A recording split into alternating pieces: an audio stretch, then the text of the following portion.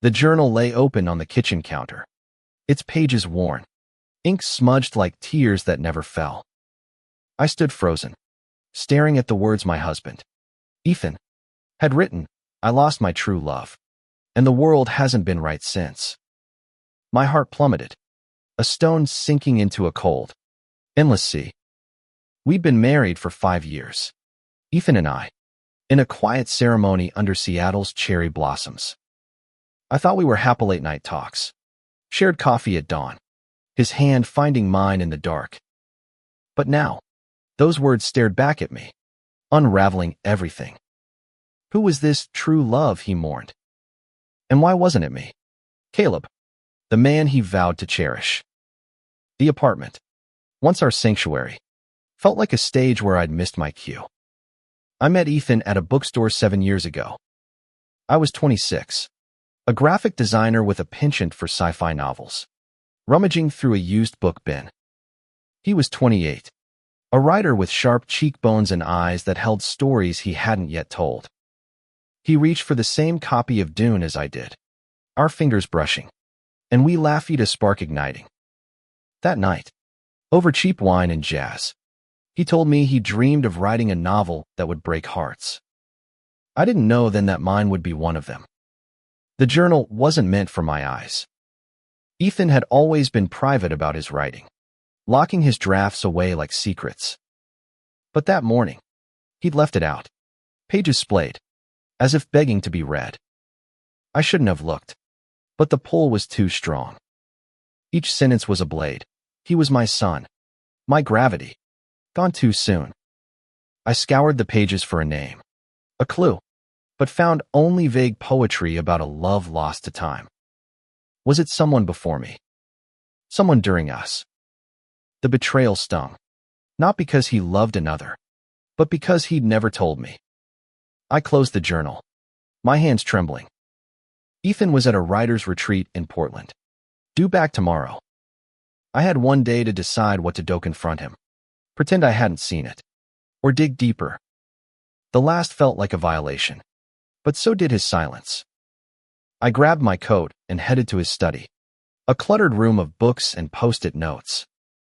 If there were answers, they'd be here. His desk was chaos, manuscripts, coffee mugs, a photo of us at Pike Place Market, smiling like we had forever. I rifled through drawers, finding nothing but old receipts and pens. Then, under a stack of papers, I found a letter, unopened, addressed to Ethan from a name I didn't recognize: James Whitaker. The postmark was from 3 years ago, sent from San Francisco. My pulse raced. Was this the man he wrote about? I hesitated, then slid the letter into my pocket. I'd open it later, when my heart wasn't screaming. That night, I barely slept. The letter burned in my mind, its weight heavy in the drawer where I'd hidden it. I thought of Ethan's laugh, the way he'd hum off-key while cooking, the promises we'd made. Were they all lies? By morning, I was a wreck, but I resolved to wait. I'd confront him when he came home. I needed to hear it from him why he felt he'd lost his true love when I was right here. Ethan walked through the door at noon, his duffel bag slung over his shoulder, his smile tired but warm. "Caleb, I missed you," he said, pulling me into a hug. I stiffened, the journal's words echoing. He noticed, his brow furrowing. "You okay?" I couldn't hold it in. "I read your journal," I blurted, my voice sharp. His face paled, and for a moment, I saw something like fear in his eyes. "Who's your true love, Ethan? Because it sure as hell doesn't sound like me." He set his bag down, slow, deliberate. "Caleb, you weren't supposed to see that." His voice was soft, almost broken. "It's not what you think." "Then what is it?" I demanded, my throat tight. "You wrote about losing someone, about your world falling apart. I'm your husband. Why don't I know about this?" He looked away, his jaw tight. "It's complicated," he said finally. I need time to explain. Time. I laughed. Bitter. 5 years wasn't enough. He reached for me, but I stepped back. The distance between us felt like miles. I'll tell you everything, he said. But not like this. Not when you're this angry. I wanted to scream, to demand answers. But his eyes, those damn eyes, held a plea I couldn't ignore. You have until tomorrow, I said. Then I'm done waiting.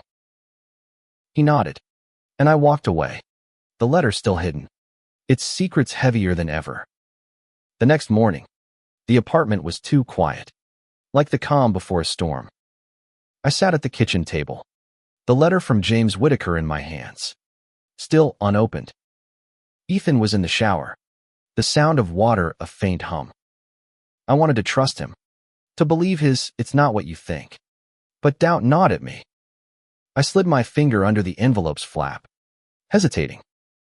This wasn't missnooping, distrusting, but the journal had cracked something open, and I couldn't close it. The letter was short, written in neat, slanted handwriting. Ethan, I heard you're married now. I'm happy for you, truly. But I need to see you. There's something I never told you about that summer in San Francisco. I'm in Seattle next month. Please, let's talk. James. My stomach twisted. A summer in San Francisco. Ethan had mentioned it once. A writing program he'd attended before we met. He'd called it life-changing, but never elaborated. Was James the true love he wrote about? The thought made me nauseous. I stuffed the letter back into the envelope as the shower stopped. Ethan emerged, hair damp, wearing a faded t-shirt. He saw the letter in my hand and froze. Where did you get that? He asked, his voice low. Your study, I said, holding it up. Who's James? Ethan. Is he the one you lost? He sighed, running a hand through his hair. Caleb, please. Let me explain before you jump to conclusions. Then explain, I said, my voice cracking. Because I'm drowning here, imagining you in love with someone else. He sat across from me, his hands clasped tightly. James was important to me, years ago, before you. But it's not what you're thinking. I didn't lose him the way you're imagining. Then how? I pressed. Your journal says you lost your true love. You're mourning someone, Ethan, and it's killing me that it's not me. He looked down, his fingers tracing the table's grain. It's not about another person. Not really. It's about a part of myself. A part one thought I'd never get back. I blinked, confused. What does that even mean? He took a deep breath. That summer in San Francisco, I was 25.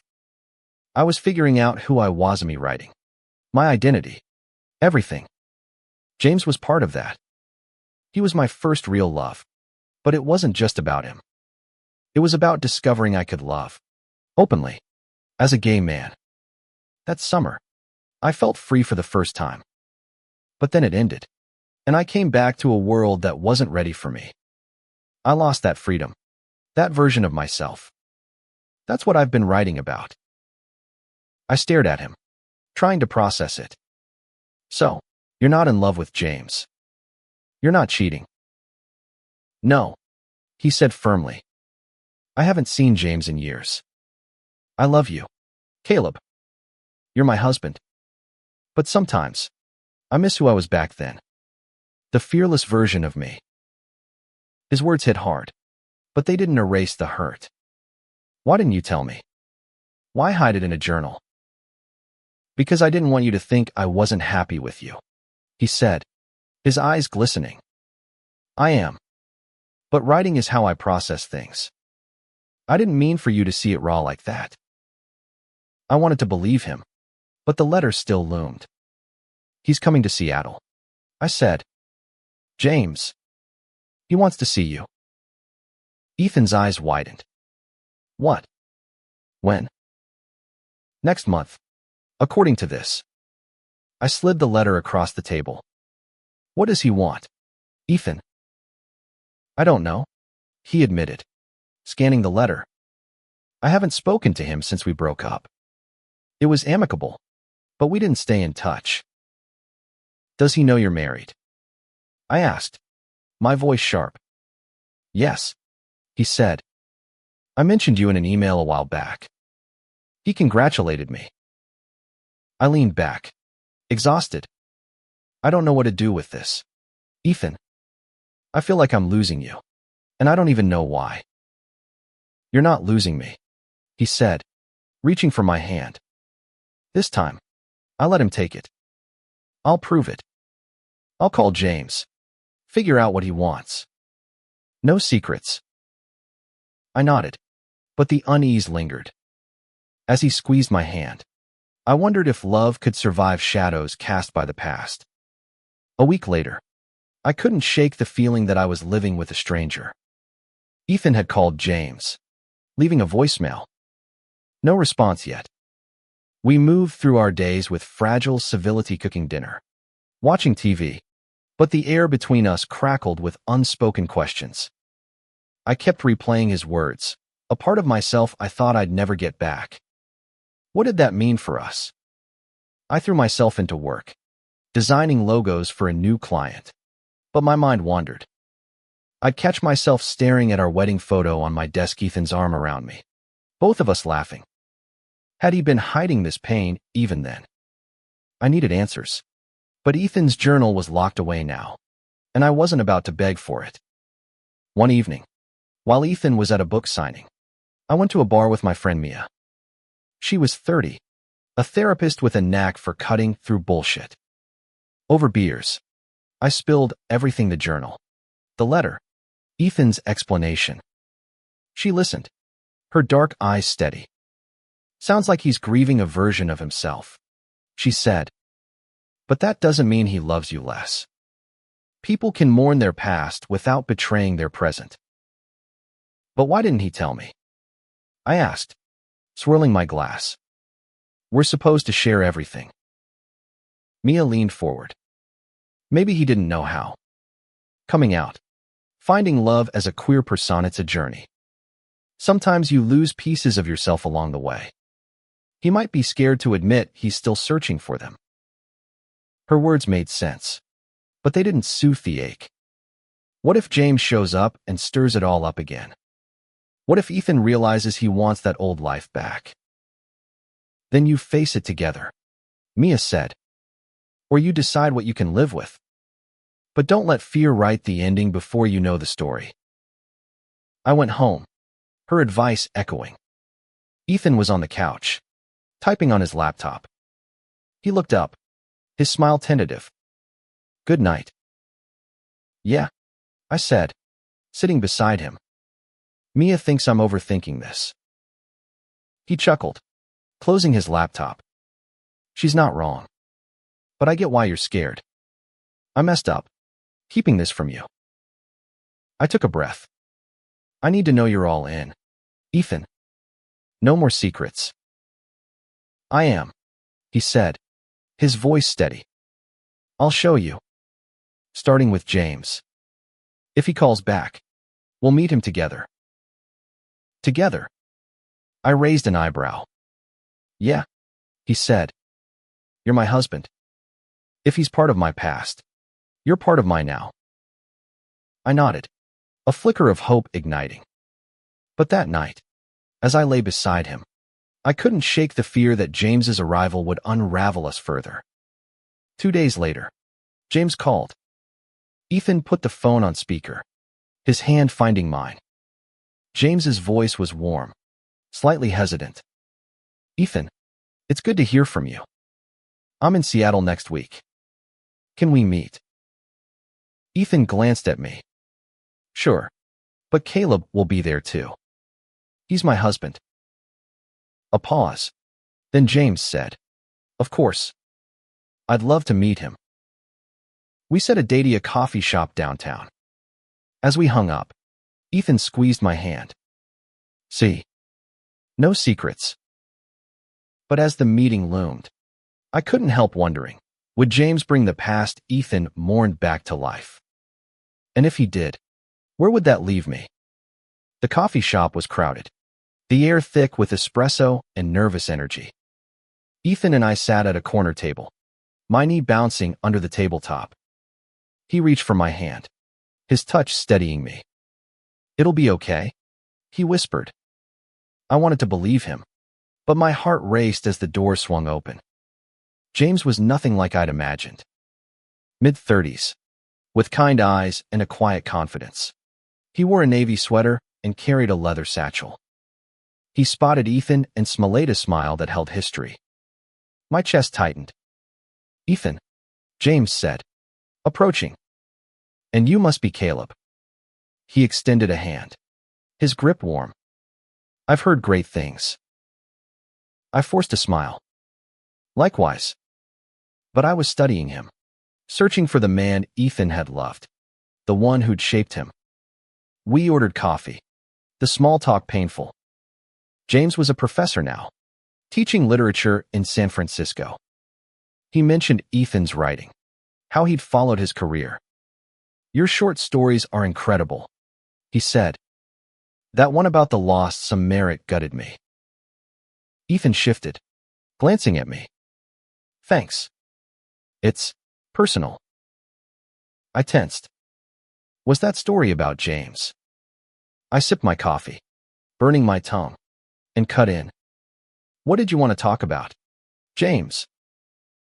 He leaned back, his expression softening. "I owe Ethan an apology. That summer we spent together, it ended badly, and I never explained why." Ethan frowned. "You don't owe me anything. We were young.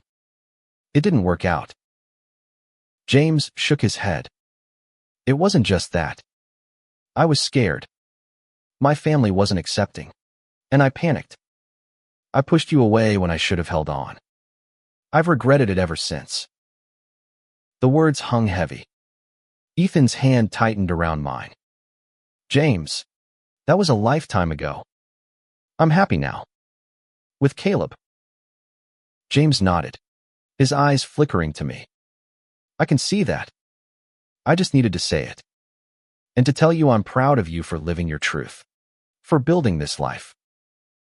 I felt a pang of sympathy for James, but also a surge of protectiveness. "Ethan's truth is with me," I said, my voice firmer than I felt. "We're building something real." James smiled, a little sad. "I know. I'm not here to disrupt that. I just wanted closure. For both of us." We talked a bit longer, the tension easing. James was charming, self-aware, but he wasn't a threat. As we left, he hugged Ethan briefly, then turned to me. "Take care of him," he said. "I always do," I replied. Outside, Ethan pulled me close. "You okay?" I nodded, but questions lingered. James had stirred something in Ethan. I saw it in his eyes. Would closure with his past bring us closer, or pull him further into that lost summer? Back home, Ethan was quieter than usual. He sat at his desk, staring at his journal, pen idle in his hand. I watched from the doorway, unsure whether to push or retreat. The meeting with James had been civil, even cathartic, but it left ripples I couldn't ignore. "Writing anything?" I asked, leaning against the frame. He looked up, startled. "Just thinking. About what James said." I crossed my arms. "About regretting that summer. About fear," Ethan said. "How it held him back. It made me realize I've been doing the same thing, hiding parts of myself from you." I stepped closer, my heart thudding. "What parts?" He set the pen down. "The parts that are still healing. That summer with James, I was fearless out, proud, alive. But when it ended, I locked that away. I thought I had to survive. Even with you, I've been holding back, afraid you'd see me as less. I sat beside him, my voice soft. Ethan, I love you. All of you. Even the messy parts. He smiled, but it was tinged with pain. I know. But I've been writing about that summer because I'm trying to reclaim it. Not James, but who I was. I didn't tell you because I was scared it'd hurt you. It did hurt, I admitted. But not because you loved someone else once. Because you didn't trust me with it. He reached for my hand. I'm sorry. I want to fix this. I want us to be whole. How? I asked, my voice barely a whisper. Let me share it with you, he said.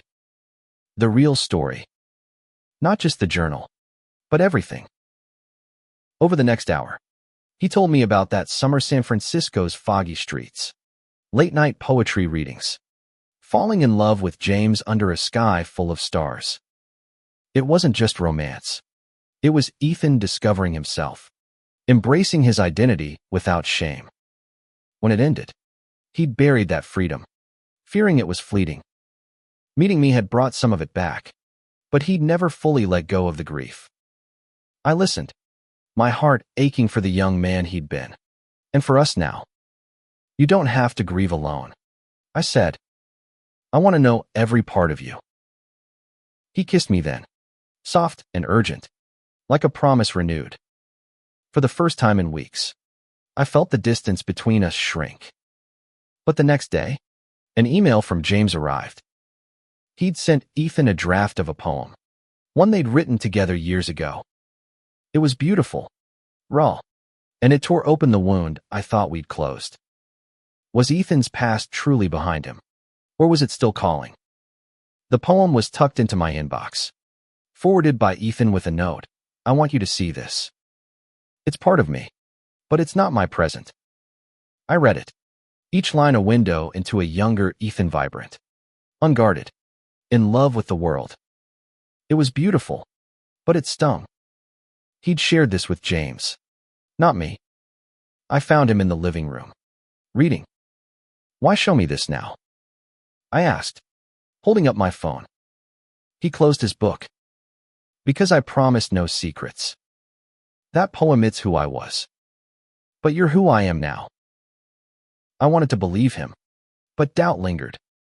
It feels like you're still holding on to that summer. Like I'm competing with it.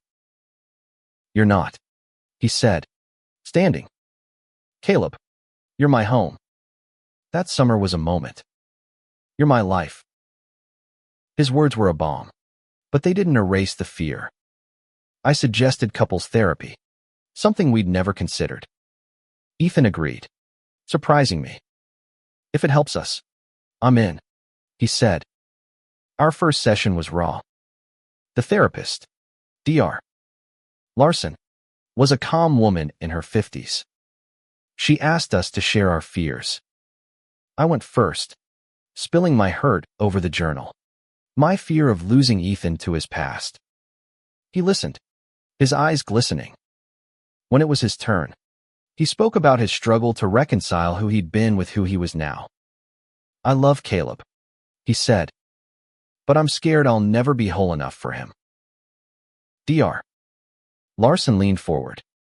Ethan, you don't have to be whole to be loved. And Caleb, you don't have to compete with his past. It's part of what brought him to you. Her words shifted something in me. I realized I'd been seeing Ethan's past as a rival, not a piece of him.